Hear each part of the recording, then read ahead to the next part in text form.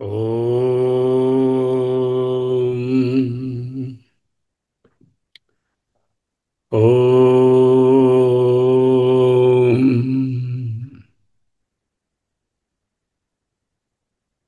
ఓం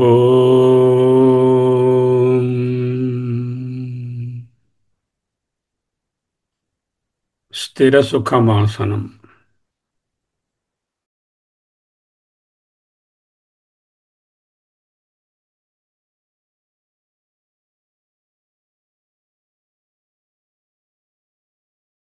అహమస్మి, అహమస్మి, అహమస్మి. శివోహం, శివోహం, శివోహం. గతిర్భర్తా ప్రభుః సాక్షి నివాసః శరణం సుహృత్. ప్రభవః ప్రళయః స్థానం నిధానం బీజమవ్యయం. గతిర్భర్తా ప్రభుః సాక్షి నివాసః శరణం సుహృత్. ప్రభవః ప్రళయః స్థానం నిధానం బీజమవ్యయం. అహమస్మి, అహమస్మి, అహమస్మి. ఈ శ్లోకంలో సోపాధిక బ్రహ్మము, సగుణ సాకార బ్రహ్మము, కారణ బ్రహ్మాన్ని ధ్యానిస్తున్నాం. గతి కర్మఫలం. ప్రతి కర్మలకు ఒక ఫలితం ఉంటుంది. ఆ ఫలితం ఎక్కడ చేరుతుంది? కారణంలో చేరుతుంది. మళ్ళా అనుభవం ఆ బ్యాంకులో గడుతుంది. అక్కడి నుంచి మళ్ళీ అనుభవానికి వస్తుంది. అందువలన గతి భర్త, ప్రోష్ఠ. ప్రోష్ఠ అంటే పోషించేవాడు. కర్మఫలములకు గతి నేనే. కర్మఫలముల భర్త అంటే ఆ ఫలాలను ఇచ్చి మళ్ళీ మిమ్మల్ని పోషించేవాడను నేనే. ప్రభు, శాసించేవాడు, సర్వశాసకుడు, స్వామి. సాక్షి, ప్రాణినాం కృతాకృతస్య సాక్షి. ఇక్కడ సాక్షి చైతన్యం అని కాదు. సాక్షి అంటే ప్రాణీనాం కృతాకృతస్య ఈశ్వరః సాక్షి. ఈశ్వరుడే సాక్షి. నివాసః యస్మిన్ ప్రాణినో నివసంతి. దేనియందైతే సకల ప్రాణులు మనుగడను కలిగి ఉంటాయో. శరణం, ఆర్తానాం ప్రపన్నానాం ఆర్తిహరః శ్రవణం. అంటే ఆర్తానాం ఆపదలలో పడి, ప్రపన్నానాం శరణుజొచ్చినటువంటి వారి, ఆర్తిహరః ఆపదలను పోగొట్టే రక్షకుడను నేనే. గతిర్భర్తా ప్రభుః సాక్షి నివాసం శరణం సుహృత్. నివాసో శరణం సుహృత్. ప్రభవః ఉత్పత్తి, జగతః ఉత్పత్తి, జగత్తు యొక్క ఉత్పత్తికి. ప్రళయః ప్రళీయతే యస్మిన్ ఇతి ప్రళయః. దేని యందైతే విలీనమవుతుందో అది. జగత్తు ప్రభవః నా నుండియే పుట్టినది. ప్రళయః నా యందే విలీనమగును. తథా స్థానం ఇది తిష్టతి అస్మిన్. స్థానం అంటే ఇది. ప్రభవ ప్రళయ స్థానం అంటే సృష్టి స్థితి లయములన్నీ నాయందే జరుగుతున్నాయి. నేనంటే ఎవరిక్కడ? సచ్చిదానంద ఆత్మ కాదు. సచ్చిదానంద పరబ్రహ్మము దేనికి కర్త కాదు, భోక్త కాదు, ప్రభావం చేయదు, ప్రళయము చేయదు, స్థానము కాదు, గతి కాదు, భర్త కాదు, ప్రోష్ట కాదు, ప్రభువు కాదు, సాక్షి కాదు. ప్రభు అని ఎక్కడైతే రాశారో వెంటనే ఈశ్వరుడు అని తెలుసుకోండి. ఈశ్వరుడు అంటే సోపాధిక బ్రహ్మము, కారణ బ్రహ్మము. కృష్ణ పరమాత్మ, రాముడు వీళ్ళంతా కార్యబ్రహ్మాలు. అంటే కారణం నుంచి ఉత్పన్నమైనటువంటి కార్యబ్రహ్మాలు. ఇది కారణ బ్రహ్మము. స్థానం తథా తిష్టతి అస్మిన్ ఇతి. నిధానం. నిధానం అంటే ట్రెజర్ హౌస్. నిక్షేప. కర్మఫలములను భద్రపరిచేటటువంటి బ్యాంకు. కాలాంతర ఉపభోగ్యం ప్రాణినాం. కాలాంతరంలో ఉపభోగ్యం అనుభవించుట కొరకు భద్రపరచి నిక్షేప ప్రాణినాం. ప్రాణుల యొక్క కర్మఫలములన్నీ ఒక బ్యాంకులో పెట్టి ఎవరి ఎవరి కర్మఫలాలను వారికి బట్వాడా చేయడం అనేది ఈశ్వరుని కర్మఫల ప్రదాత. Is the dispenser of the fruits of action. నిధానం. బీజం. బీజం అంటే ప్రరోహ కారణం. ప్రరోహం అంటే అంకురించడం. బీజం అంటే అంకురించే స్వభావము కలిగినటువంటిది. బీజం ప్రరోహ కారణం ప్రరోహ ధర్మిణాం. అంకురించే స్వభావము గల విత్తనములు అంకురించుటకు కావలసినటువంటి కారణమైనటువంటి ప్రాణశక్తి నేనే. ఏమిటా విత్తనాలు? కర్మఫలములనే విత్తనాలు అంకురించి చెట్లయి ఫలితాలను ఇవ్వడానికి, ఉపాధులను కల్పించడానికి కావలసినటువంటి బీజం ఉండాలి కదా. ఆ బీజం కారణం. బీజాత్మ అంటే ఈశ్వరుడు. ఉపనిషత్తులు చదువుకుంటున్నాం. అదే బీజం. అవ్యయం. ఇన్ని జరుగుతున్నా కూడా అవ్యయుడను అంటే నిరాకార నిర్గుణ పరబ్రహ్మం అవ్యయము. మరి ఈశ్వరుడు వ్యయమే కదా, ఎందుకు అవ్యయం అన్నారు? ఈశ్వరుడు అంటే ఎప్పుడొకప్పుడు అయిపోతుంది కదా. అది ఇక్కడ అవ్యయం అంటే ఈ ఈశ్వర శక్తి సంసారం ఉన్నంత వరకు ఉంటుంది కాబట్టి ఆపేక్షిక అవ్యయం అని చెప్పుకోవాలి. ఏవత్ సంసార భావిత్వాత్ అవ్యయం.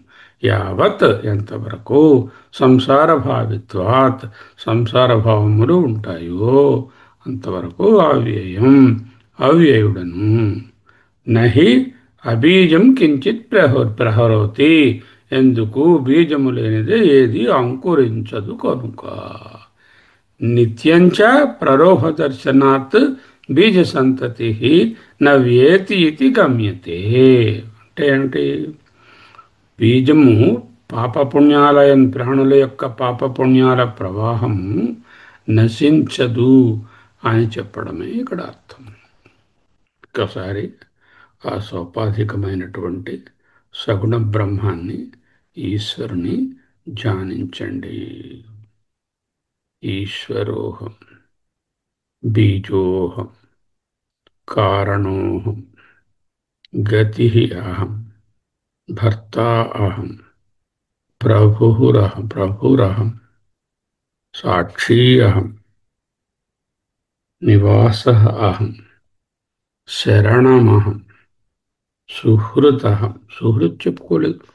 సుహృత్ అంటే ప్రత్యుపకార అనపేక్ష సన్ ఉపకారి. అంటే ప్రత్యుపకారమును దేనిని కోరకుండానే ఉపకారము చేసేవారిని సుహృత్ అంటారు. సుహృత్ మీన్స్ ఏ విధమైనటువంటి ప్రత్యుపకారము కోరకుండానే ఉపకారము చేసేది. ఈశ్వరుడు ఏదైనా ప్రత్యుపకారం కోరుతాడా అంటే కోరడు కదా. ఏ ప్రత్యుపకారము కోరకుండానే మన కర్మఫలాలను మనకు బట్వాడా చేస్తున్నారు కనుక ఆ కారణ ఈశ్వరునకు నమోవాకములు అంటూ ప్రార్థించుకున్నాం. పొద్దున్న సమయంలో ఇక్కడ ఈశ్వరుడు అంటే కైలాసవాసి, పార్వతీపతి, పాముల దండల మెడలో వేసుకున్న వారు, గంగా భవానిని తలపై ధరించినటువంటి కార్య ఈశ్వరుని గురించి మాట్లాడడం లేదు. కార్య ఈశ్వరుడు, కార్య విష్ణువు, కార్యకృష్ణుడు, కార్యబ్రహ్మ ఇవన్నీ కూడా కార్యములు. అంటే తత్ ఈశ్వర ఆర్ ది సోకాల్డ్ అవ్యక్త ఆర్ మాయా ఉపహిత పరబ్రహ్మ. మాయా అనే ఉపాధిని తీసుకున్న పరబ్రహ్మము గురించి మాట్లాడుతున్నాం. వేదాంతంలో ఈశ్వరుడు అనే దానికి ఒక ప్రత్యేకమైన అర్థం ఉన్నది. ఆ ఈశ్వరునే మనము ఈనాడు చక్కగా మనసునందు నిలుపుకుంటున్నాము. ఇది సగుణమా? సగుణమే. సాకారమా? ఆకారం ఇంకా లేదు. ఎందుకు లేదు?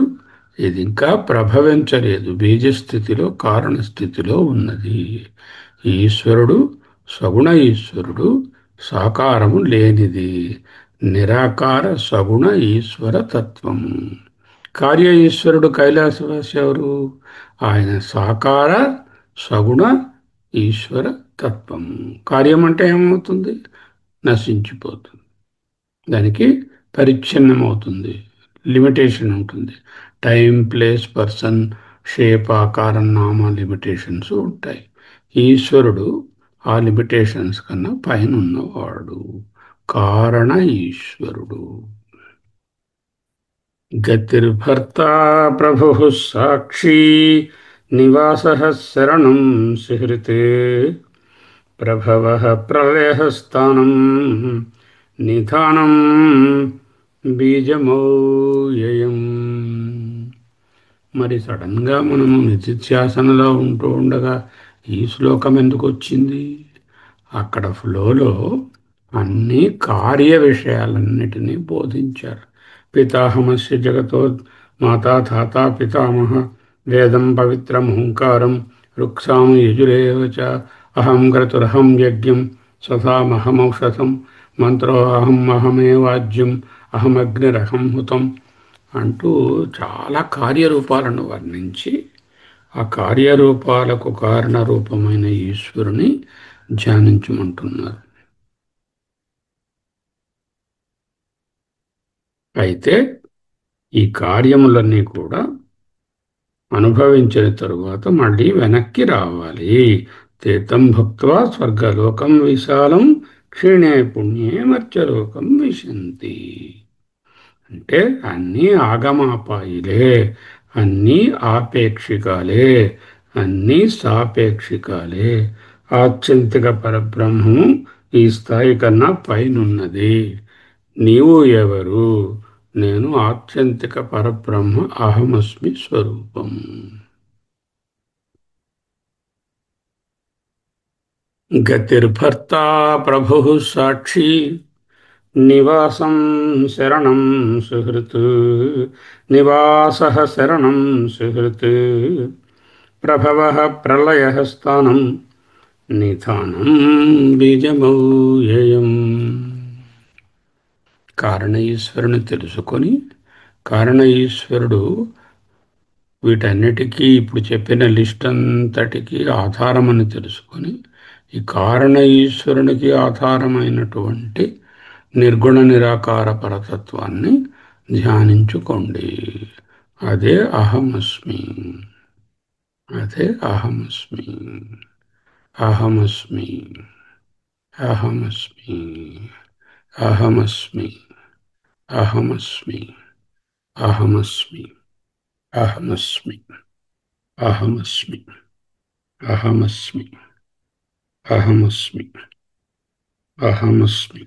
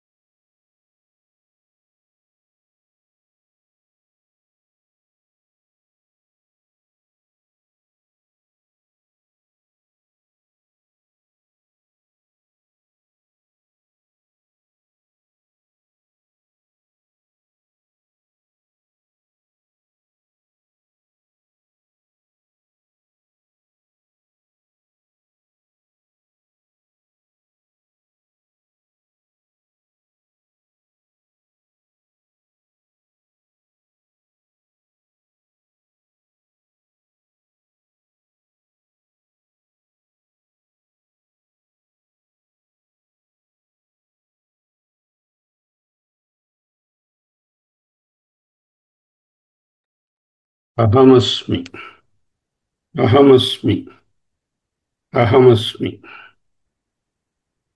సగుణ ఈశ్వరుని యొక్క అనేకమైనటువంటి అనంతమైన లక్షణాలను, విభూతులను చెప్పి ఆ తరువాత నిర్గుణ పరబ్రహ్మాన్ని నిధిధ్యాసన చేయండి అంటూ 22వ శ్లోకంలో చెప్పుకుంటున్నాం.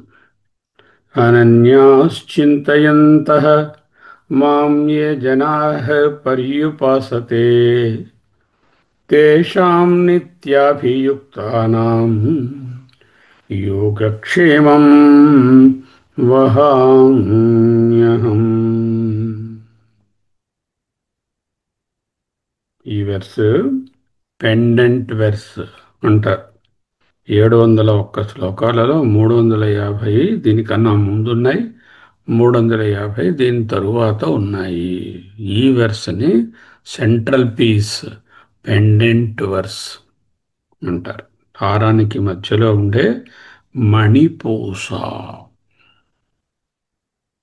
అనన్యాః చింతయంతో మాం యే జనాః పర్యుపాసతే తేషాం నిత్యాభియుక్తానాం యోగక్షేమం వహామ్యహం. కొన్ని ఎక్స్ట్రీమ్ లెవెల్ ఆఫ్ క్వాలిఫికేషన్స్ చెప్తున్నారు. అనన్యాః అంటే అపృథగ్భూతాః పరం దేవం నారాయణం ఆత్మత్వేన గతాః సంతః. ఎవరు అనన్యులు? అన్యము లేనివారు. అనన్యాః ప్లూరల్. అనన్యులు. అనన్యులెవరు? అన్యము లేనివారు. పరబ్రహ్మమైనటువంటి స్వయం ప్రకాశ స్వరూపుడైన ఆత్మ, ఆ నారాయణుని అంటే సర్వవ్యాపకుని ఆ పరతత్వాన్ని ఆత్మరూపముగా తెలుసుకున్నవారే అనన్యులు. మిగతా వారంతా అన్యులు అంటే వేరుభావము కలిగిన వారిని అన్యులని, పృథగ్భావం లేకుండా ఏకత్వ భావంలో నిత్యాసనలో ఉన్న వారిని అనన్యులని అంటున్నారు. ఇతరులకు నిను నెరుగతరమా అన్నారు అన్నమయ్య. ఇతరంగా చూసేవాళ్ళు, అన్యంగా చూసేవాళ్ళు, వేరుగా చూసేవాళ్ళు, పృథగ్భావం కలిగిన వాళ్ళు, భిన్నత్వంలో ఉన్నవాళ్ళు నేను ఎరుగతరమా? ఆత్మతత్వాన్ని తెలుసుకోగలరా? తెలుసుకోలేరు. అనన్యః ఫస్ట్ క్వాలిఫికేషన్ అది. అపృథగ్భూతాః అన్నారు భాష్యంలో. దేనికంటే అపృథగ్భూత? పరం దేవం నారాయణం ఆత్మత్వేన గతాః సంతః.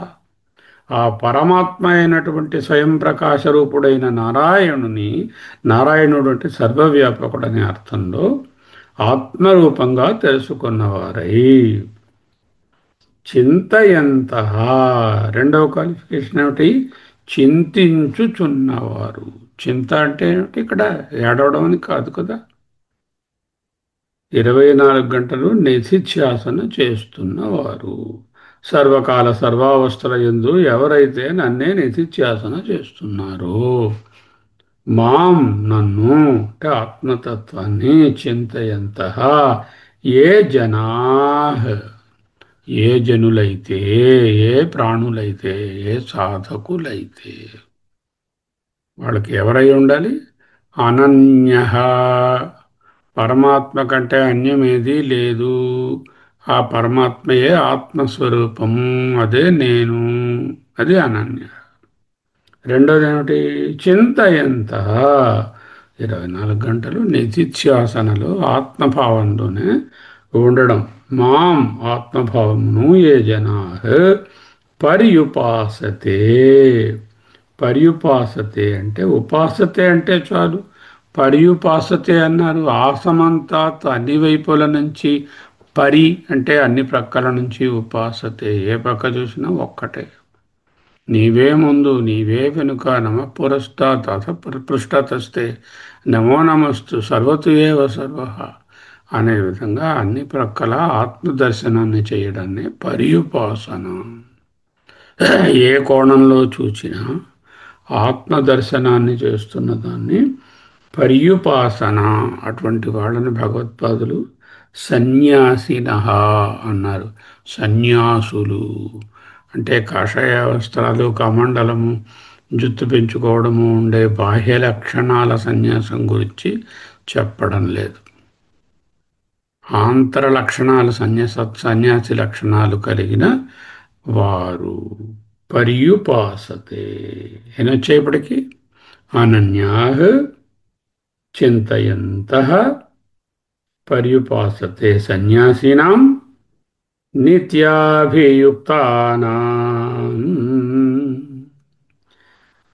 అభియుక్తులు, యుక్తం అంటే యోగం అంటే కలిసి ఉండడం. నిత్య అభియుక్తానాం నిత్య సర్వకాలములయందు నాయందే ఏకాగ్రమైన చిత్తము గలవారు.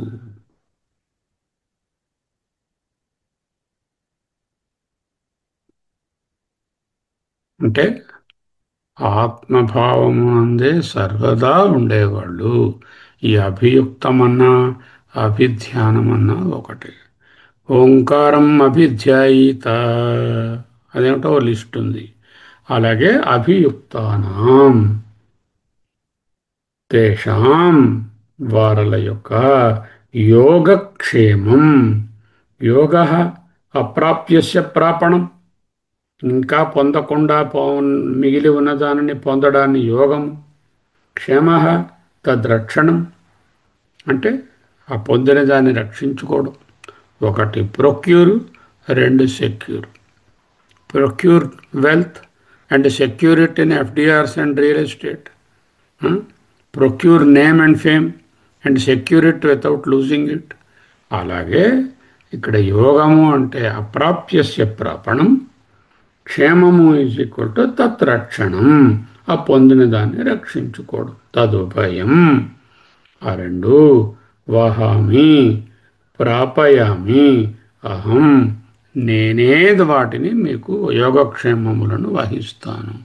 అంటే ఏమిటి? ఆ నేనులో ఏమైనా ఉన్నాయా? ఆత్మలో బ్యాంక్ అది ఈశ్వరుడిలాగా నిధానమా? కాదు కదా. అక్కడ ఏవి ఉండవు కదా. అంటే ఏమిటి? యోగక్షేమముల పని లేదు, యోగము లేదు, క్షేమము లేదు. పొందవలసినది ఎప్పుడైతే లేదో రక్షించుకోవలసినది అప్పుడు ఉండదు. పొందవలసినది ఎందుకు లేదు? పూర్ణకాముడు, ఆత్మకాముడు, ఆప్తకాముడు, నిష్కాముడు అటువంటి వారు యోగము లేదు, క్షేమము లేదు. వహామ్యహం నేనే వహిస్తాను. వారే నేనైపోయినప్పుడు ఇక యోగక్షేమముల పని ఏముంది? అందుకే జ్ఞానీతు ఆత్మ ఇవ మే మతం 7:18లో చెప్పారు. ఆ జ్ఞాని నేనే. సచ మమ ప్రియ అటువంటి వాడు నాకు అత్యంత ప్రియతముడు. యస్మాత్ తస్మాత్ తే మమ ఆత్మభూతా ప్రియాచ ఇతి. అట్టివారు నేనే. అది సరేనండి. మరి మీరు ఈ విధముగా చెప్పిన వాళ్ళ యోగక్షేమాలు మీరు వహిస్తామన్నారు. మరి ఈ విధంగా చేయకుండా భిన్నభావంతో పూజించి మిమ్మల్ని పొందుదామనేటటువంటి సాధనలో మొదటి 2 దశలలో మెట్లలో ఉన్న వాళ్ళ గతి ఏమిటి? వాళ్ళని మీరు రక్షించరా? యోగక్షేమాలు వహించరా? అంటే భేదపూర్వకంగా భక్తిని చేసేవాళ్ళు, ఉపాసించే వాళ్ళ యోగక్షేమములను కూడా భగవంతుడే వహిస్తాడు కదా. ఈ మాట యథార్థమే, కానీ తేడా ఉంది.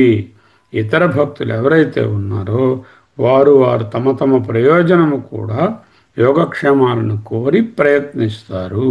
ఏది కోరి ప్రయత్నిస్తే వారికి అదే వస్తుంది. యమ్యం భావం స్మరన్ భావాన్ త్యజత్యంతే కళేవరం. యోయోయామ్యాం తనం శ్రద్ధయా భక్త్యా అచ్యుతమిచ్చతి. అవన్నీ కూడా వస్తాయి వాళ్ళకి. వాళ్ళు లిమిటెడ్ ఫ్రూట్స్ అడిగితే, లిమిటెడ్ కర్మ చేస్తే, లిమిటెడ్ ఉపాసన చేస్తే, పరిచ్ఛిన్నమైన భావంలో ఆరాధిస్తే పరిచ్ఛిన్నమైన ఫలములే వాళ్లకు వస్తాయి. వీళ్ళు అనన్య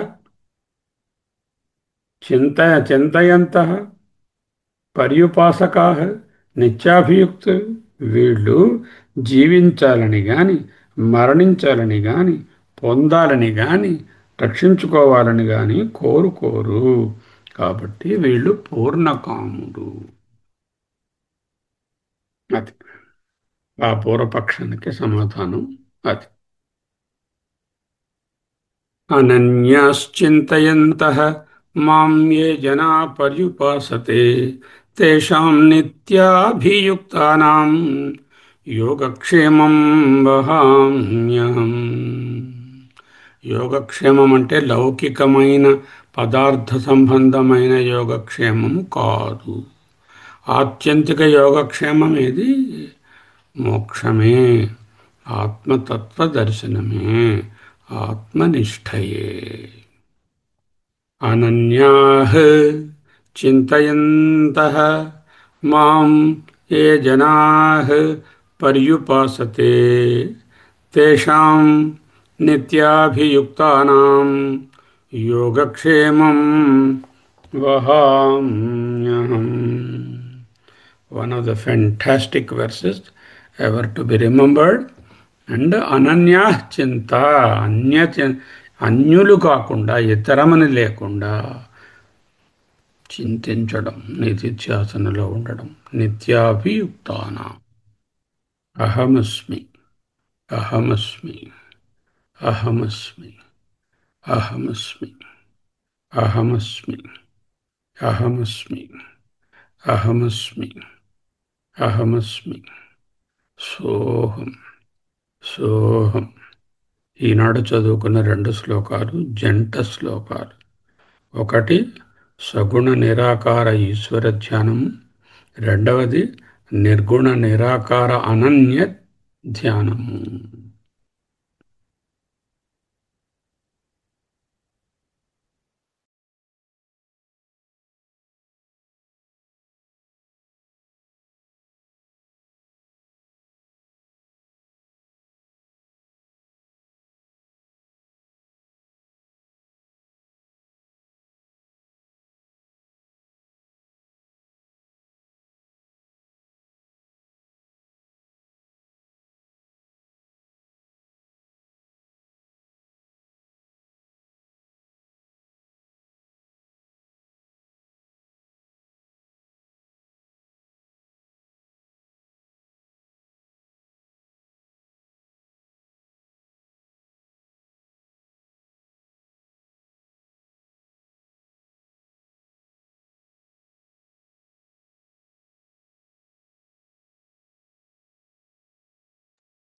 సోహం సోహం సోహం సోహం ఈశ్వరోహం ఈశ్వరోహం ఈశ్వరోహం అనన్యోహం అనన్యోహం నిత్యాభియుక్తానాం అహమస్మి అనన్యోహం పరబ్రహ్మస్వరూపోహం ఆత్మోహం అహమస్మి అహమస్మి అహమస్మి అహమస్మి అహమస్మి అహమస్మి అహమస్మి సోహం సోహం. శివం అద్వైతం శాంతం చతుర్థం అహమస్మి.